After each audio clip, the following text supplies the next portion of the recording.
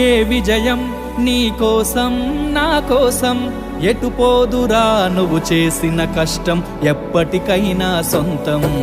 రాదురా ఏ విజయం నీ కోసం నా కోసం ఎటు పోదురా నువ్వు చేసిన కష్టం ఎప్పటికైనా సొంతం